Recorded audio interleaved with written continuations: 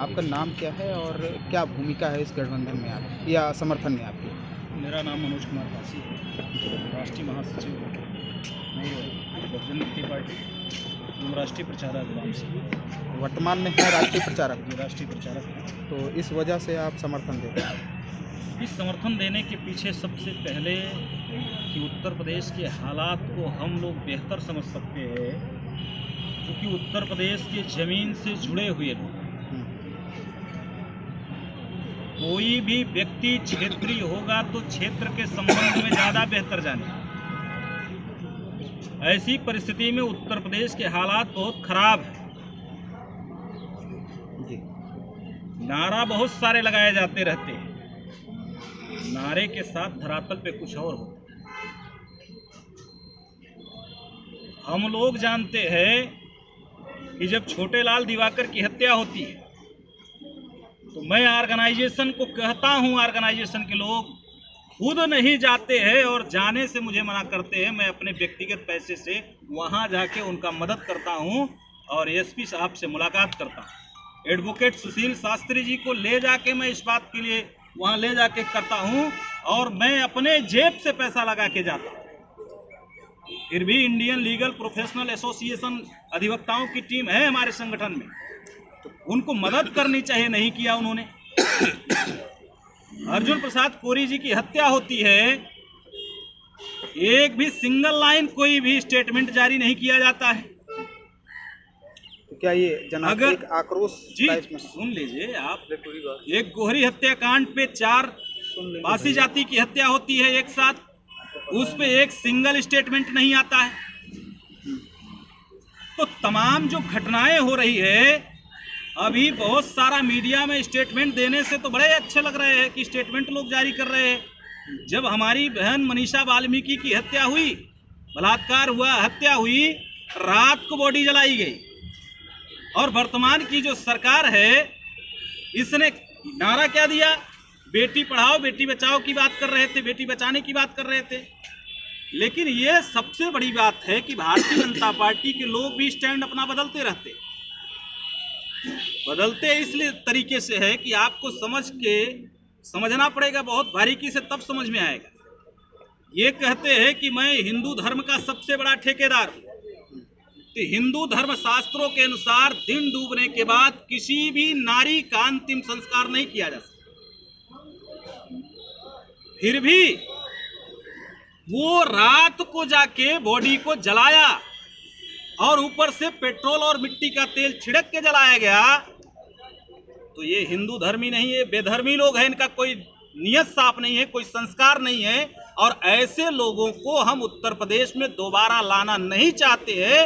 इसलिए हम लोग भारतीय जनता पार्टी को रोकने के लिए समाजवादी पार्टी ही फील्ड में है, इसलिए हम उसका समर्थन कर रहे हैं। और उसमें भी हमारा एक कंडीशन है, अगर वो मनुवादी शक्तियां अगर समाजवादी पार्टी से भी टिकट लेके आए, ऐसे जो हमारे schedule caste, schedule tribe, backward class के ऊपर निरंतर अत्याचार करते रहते हैं, उनको भी हम हराने के लिए काम करेंगे। और बहुजन मुक्ति पार्टी इतने दिन से समाज में जागृत कर रही है, जो सीट हम जीतने लायक हैं उसमें हम लोग पूरी ताकत और एनर्जी से बहुजन मुक्ति पार्टी के कैंडिडेट को जिताएंगे। बाकी समस्त सीटों पे समाजवादी पार्टी का हम लोग समर्थन करते हैं, क्योंकि इस समय प्रयास यही होगा भारतीय जनता पार्टी को कैसे रोका जाए। और आदरणीय अखिलेश यादव जी का स्टेटमेंट आप पढ़ रहे हैं, सुन रहे होंगे, वो कह रहे हैं कि तमाम अम्बेडकरवादियों से मैं अपील करता हूं, सारे अम्बेडकरवादी समाजवादी पार्टी की सरकार बनाएं और अम्बेडकरवाद और समाजवाद साथ चलेगा।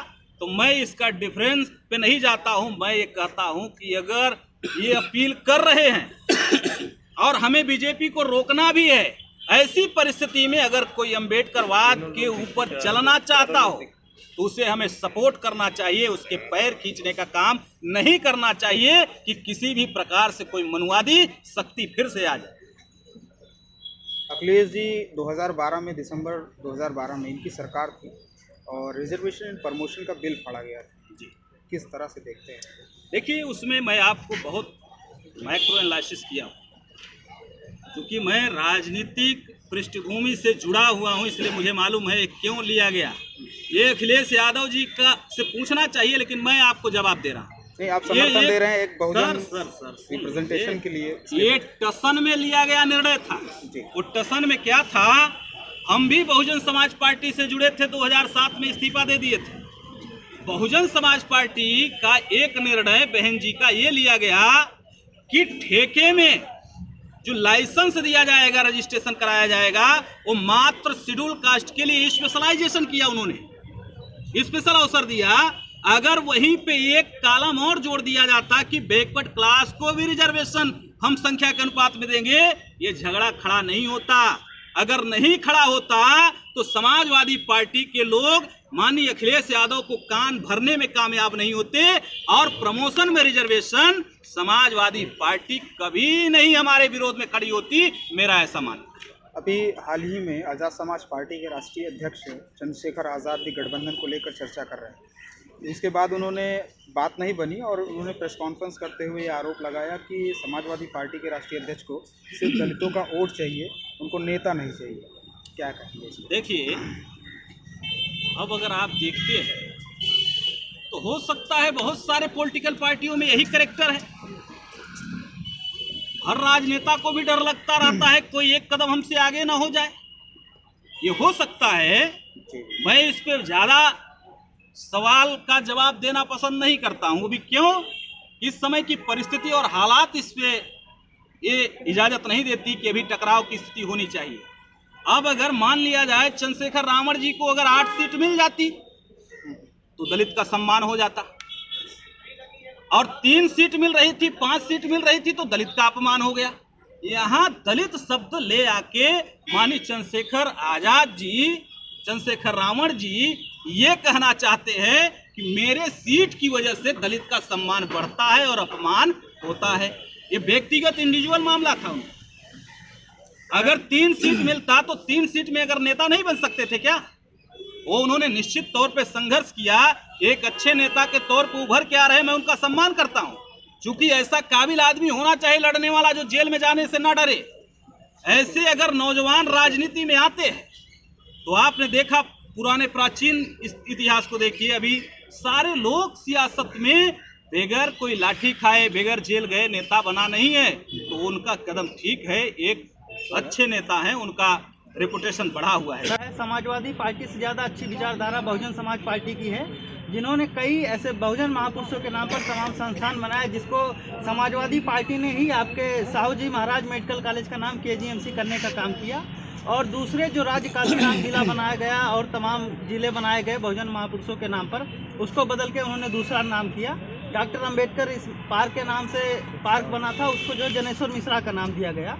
तो मेरा सवाल ये है कि क्या आप जिस तरह से ये कह रहे हैं कि समाजवादी पार्टी को जहां पर SC ST OBC माइनॉरिटी का मजबूत कैंडिडेट होगा 85% विचारधारा वाला, उसी तरह से आपको नहीं लगता कि यहाँ पे बहुजन समाज पार्टी का SC ST OBC का माइनॉरिटी का विचारधारा रखने वाला व्यक्ति, उसको हमें भी समर्थन करना चाहिए? एक सवाल ये है कि क्या आपको उत्तर प्रदेश की स्थिति ऐसी लगती है कि बहन जी सेकंड पोल कर रही हैं? मेरा सवाल है, मेरा आपसे ही सवाल है। हमेशा दावा करते हैं कि हमारे वोट परसेंट डाउन नहीं हो रहे। देखिए, वो दावा करना अलग हो गया। दावा तो आदरणीय वामन मेश्राम साहब भी कर रहे हैं कि हमारे 2 मुख्यमंत्री बनेंगे और 5 उप मुख्यमंत्री बनेंगे। क्या आपको लग रहा है कि बनाएंगे सरकार? नहीं, तो हमारे पास तो ये उदाहरण है कि बसपा सरकार में आई तो बहुजन महापुरुषों के नाम पे काम किया जी। और ये भी उदाहरण है कि समाजवादी पार्टी जब सरकार में आई तो बहुजन महापुरुषों की विचारधारा को, नाम और सामाजिक स्थानों को परिवर्तन करने का काम किया।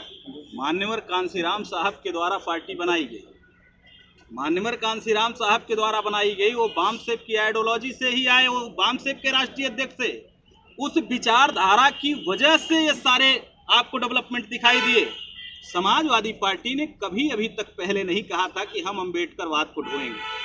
ये ध्यान रखना, अम्बेडकरवाद की उम्मीद करना समाजवादी पार्टी से पहले ये हो ही नहीं सकता था। उन्होंने तो ऑलरेडी लोहिया को अपना नेता माना था।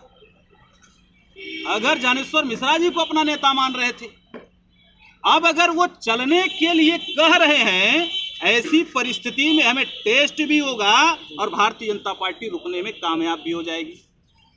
ठीक है सर।